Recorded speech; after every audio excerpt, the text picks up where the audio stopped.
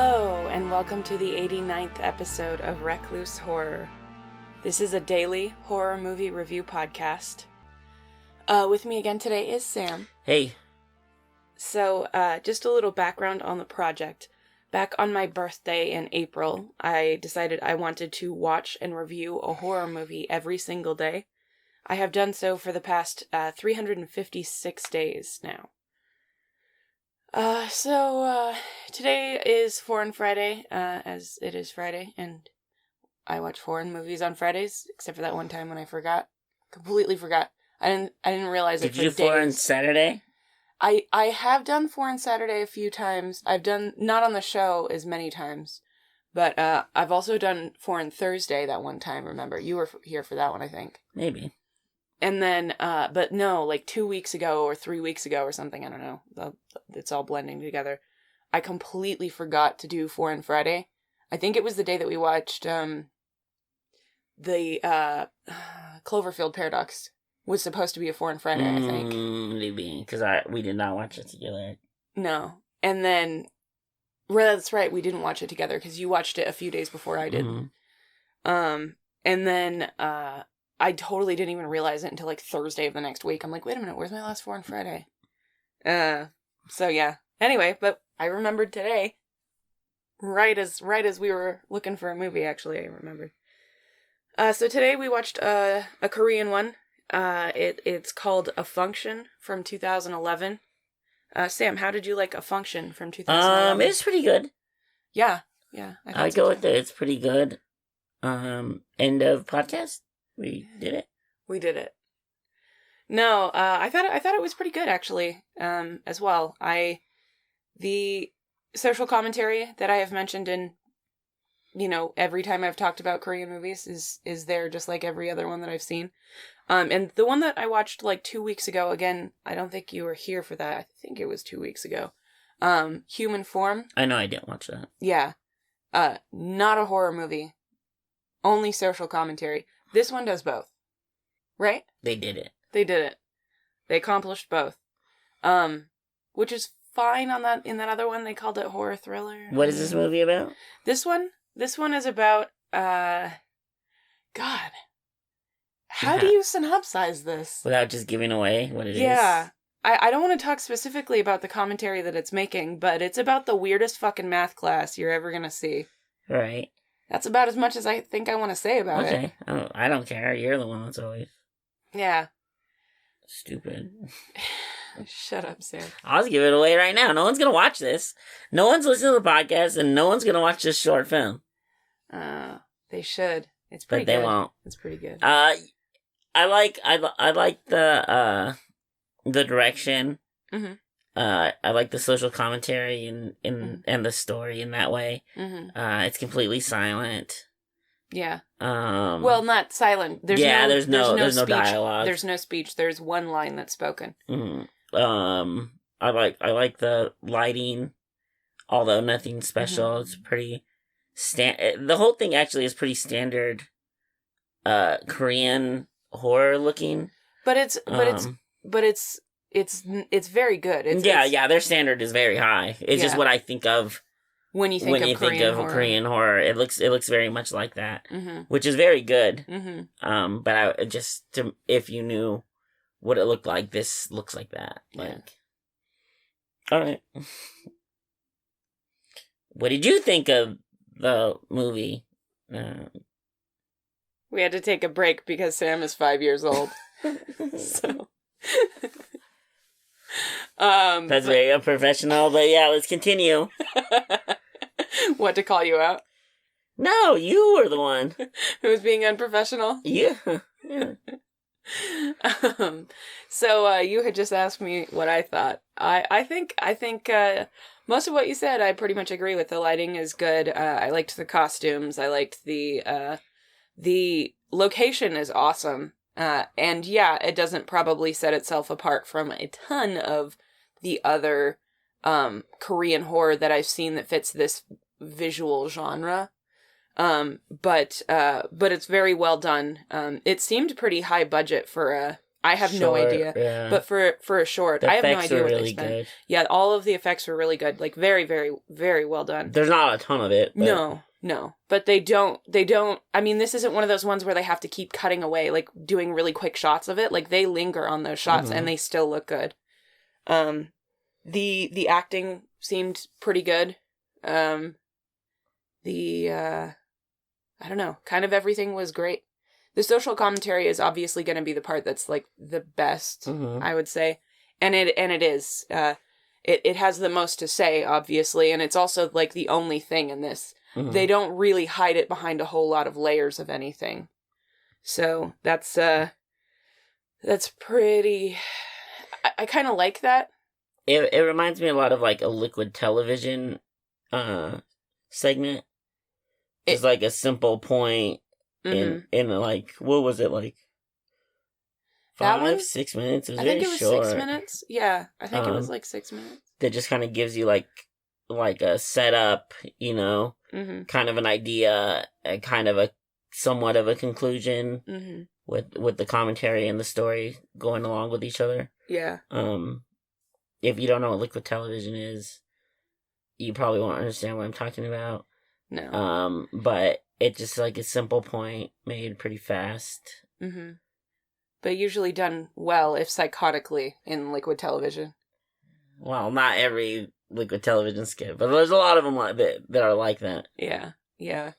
They usually don't have as much social commentary of the sophistication with which this is presented, but there's plenty of social commentary in Liquid Television. Not that we're reviewing Liquid Television, but it's much more veiled than some of them. We should be. We should be? Yeah. Oh god, that gives me the worst nightmares. See? It gives me like stress dreams if I fall asleep watching Liquid Television, which I have done. Anyway, yeah, if you're a horror fan, actually, you'd probably like Liquid Television. It was an old MTV, like, animation show thing. The guys who did Life with Loopy, who, you know, in Kablam, if you were young enough to have watched that, did a segment, like a fairly regular segment. A lot of animators that you know now did a lot of segments on that before they were a thing. Courage Cowardly Dog. That's right. Yeah. Wasn't on there, but the animation. Yeah. Well, and didn't it have a dog that looked almost exactly like Courage? Yeah. And there's some other stuff. I can't remember all the different sketches. Beavis and Butthead was on there first. Eon Flux, wasn't it? Yeah. That was the first Eon Flux stuff was on there. There's a bunch, and we could go on, but we're talking about this other movie. Yeah. Get sidetracked. I just figured it's worth mentioning since we were bringing it up. Horror fans, like I said, would probably like it. Also watch The Max. That's the fucking Mac. That's the greatest. It's the greatest thing MTV has ever done. They've never topped it since or before. Anyway. Yeah, The Max is pretty good. Yeah, it is. But anyway, this was really good. I kind of have decided not to talk about the commentary. I will say that this movie is well titled, you know, and I will say that I like the commentary. I think it's something that while you can say that it's specific to Korea, it's an issue that South Korea, you know, really has to take to heart.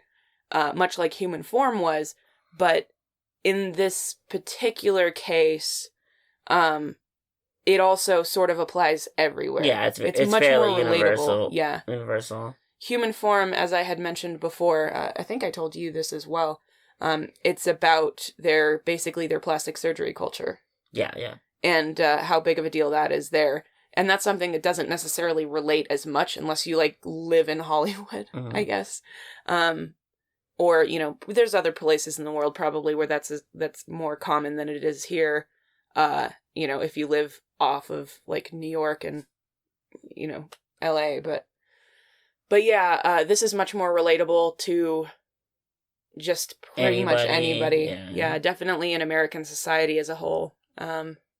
Is there anything else that you want to talk about with this one? There's not much to talk about without talking about what stuff's supposed to mean and the meaning of things within the there's a lot of symbolism. Yeah. It's not trying to be overly like veiled, I guess. Yeah, it's pretty obvious. It's obvious symbolism, but without but without seeming like, oh my god, like you could have presented that like much better. I thought it was presented cleanly. Yeah, and even to some degree, just part of the storytelling process with there not being only one line of dialogue.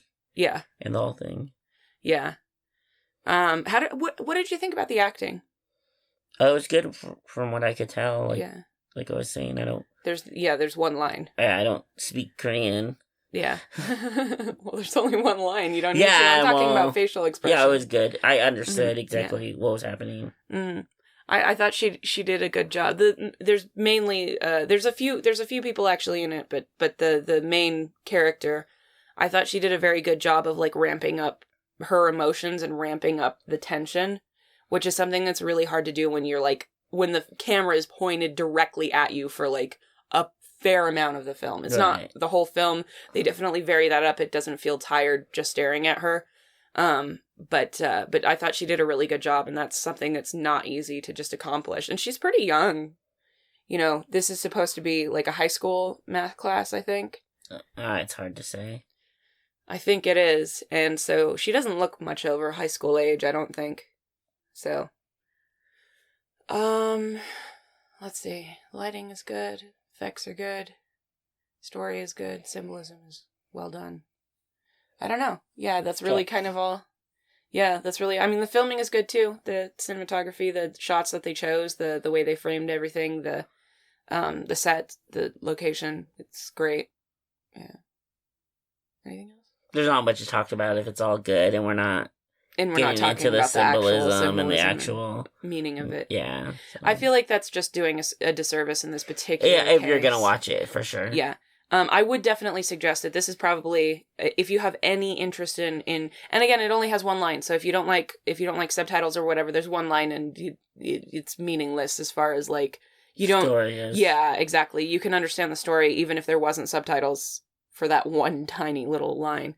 But yeah, I would suggest it. It's on the Hyun Soo Lee, YouTube channel. I believe that's the director.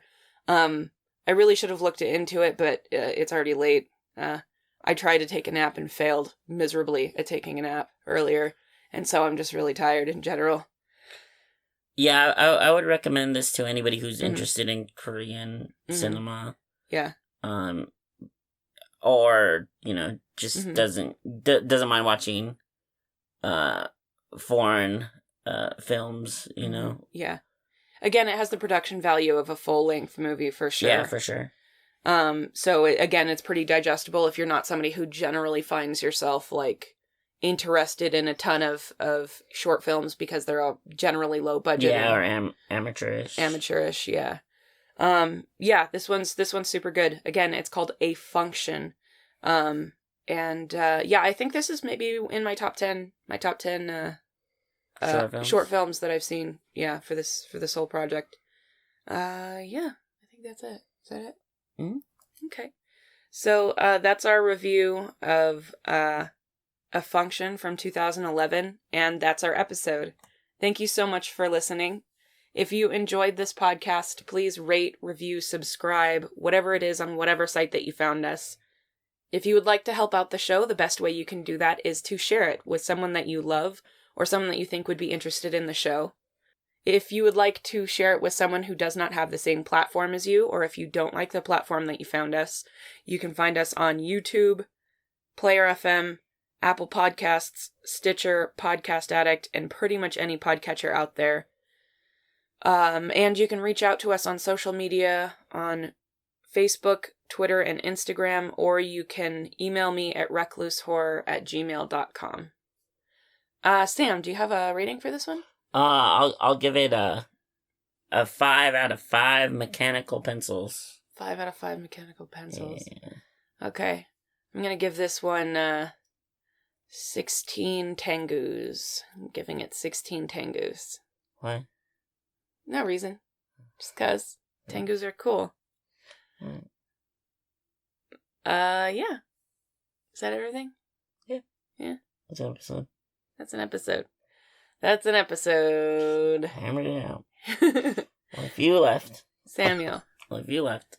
And then he died. A few left to go. They're killing Sam. I only got having to hear about me doing my podcast. I only got a few left in me.